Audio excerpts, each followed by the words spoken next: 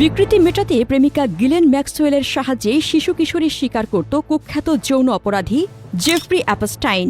কিভাবে শুরু হয়েছিল তাদের এই ভয়ঙ্কর অপরাধযোগ্য, কিভাবে প্রথম কিশোরীকে নিজেদের জালে টেনে তুলেছিল তারা, এ নিয়ে বিশেষ এক প্রতিবেদন প্রকাশ করেছে মার্কিন সংবাদ মাধ্যম এবিসি নিউজ। প্রতিবেদনে বলা হয়, ধারণা করা হয় গিলেন ও অ্যাপস্টাইন তাদের প্রথম শিকারটি করেছিল ১৯৯৪ সালের মাঝামাঝি সময়ে। সে সময় মিশিগানের ইন্টারলোচেন স্কুল অব দ্য আর্টসের একটি গ্রীষ্মকালীন ক্যাম্পে এই জঘন্য চক্রের শুরু হয়। ১৩ বছর বয়সী এক কিশোরী, যাকে আদালতের নথিতে জেন ডো বলা হয়েছে, সেখানে গানের প্রোগ্রামে অংশ নিয়েছিলেন। এই প্রতিষ্ঠানটি অত্যন্ত মর্যাদাপূর্ণ। থিয়েটার, নাচ, সৃজনশীল লেখালেখি ইত্যাদি শেখানো হতো। জেন ডো ফ্লোরিডার পাম বিচ থেকে প্রায় ২৫০০ কিলোমিটার দূরে অনুষ্ঠিত ওই ক্যাম্পে অংশ নিয়েছিলেন। জানা গেছে, মিশিগানের ওই গ্রীষ্মকালীন ক্যাম্পে একদিন ক্লাসের ফাঁকে একটি পার্কের বেঞ্চে একা একা বসেছিলেন জেন ডো। এ সময় তার সামনে এসে দাঁড়ান অ্যাপস্টাইন ও গিলেইন। জেন ডোর কাছে অ্যাপস্টাইন নিজেকে একজন শিল্পী অনুরাগী ও পৃষ্ঠপোষক হিসেবে পরিচয় দেন এবং জানান তিনি প্রতিভাবান তরুণ শিল্পীদের বৃত্তি প্রদান করেন। জেন ডোর বাবা ১ বছর আগেই মারা গিয়েছিলেন। তার পরিবার তখন আর্থিক সংকটে ছিল। অ্যাপস্টাইন ও গিলেন তার পরিবার আর্থিক অবস্থা ও বাসস্থান নিয়ে বিস্তারিত জিজ্ঞেস করেন। যাওয়ার সময় অ্যাপস্টাইন তার মায়ের ফোন নম্বর চান। কয়েক মাস পরে তিনি ফোন করে জেন ডো ও তার মাকে চা খাওয়ার আমন্ত্রণ জানান। এটাই ছিল বছরের পর বছর ধরে চলা দুঃস্বপ্নের শুরু। ২০২০ সালের একটি ক্ষতিপূরণ মামলায় এই ঘটনাটি বর্ণনা করা হয়েছে। নিজের পাম বিচের বিশাল বাড়িতে বসে জেন ডোর মাকে অ্যাপস্টাইন বলেন তিনি মানুষকে সহযোগিতা করতে পছন্দ করেন। জেন ডোর মা খুশি হন এবং অ্যাপস্টাইনকে গডফাদার বলে সম্বোধন শুরু করেন। ১৪ বছর বয়সী জেন ডো এরপর থেকে নিয়মিতই অ্যাপস্টাইনের বাড়িতে যেতেন।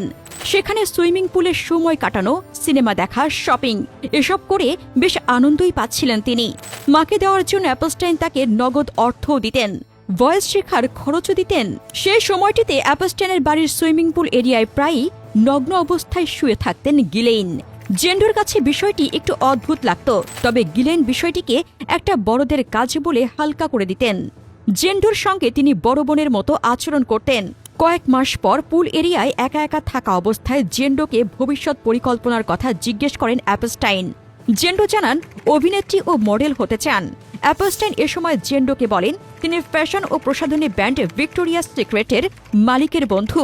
অভিনেত্রী ও মডেল হতে চাইলে ছবি তুলতে হবে এবং অন্তর্বাসে স্বাচ্ছন্দ্য হতে হবে। এরপর থেকে শুরু হয় যৌন নির্যাতনের পর্বটি। বছরের পর বছর ধরে এই নির্যাতন চলতে থাকে। ফাইলগুলোতে দেখা যায় অ্যাপস্টাইন ও গিলেইন নেটওয়ার্কে থাকা কিশোরী মেয়েরাই একে অপরকে নিয়ে আসত। ২০০৭ সালে এক সাক্ষ্যে ১৬ বছরের এক মেয়ে জানান তার স্কুলের সহপাঠী তাকে অ্যাপস্টাইনের জন্য কাজ করার প্রস্তাব দিয়েছিল। সেখানে ম্যাসাজ দেওয়া, কাপড় খোলা, স্পর্শ এসবের বিনিময়ে টাকা পাওয়া যেত। নতুন কাউকে এনে দিলে প্রতিজনের জন্য $200 করে দেওয়া হতো মেয়েদের। নিয়ম ছিল যত বেশি কাপড় খোলা, যত বেশি স্পর্শ করতে দেওয়া, তত বেশি টাকা। ২০০৪ ও ২০০৫ সালে অ্যাপস্টাইনের বাড়িতে নিয়ে যাওয়া মেয়েদের বয়স ছিল ১৪ থেকে ১৮ বছরের মধ্যে।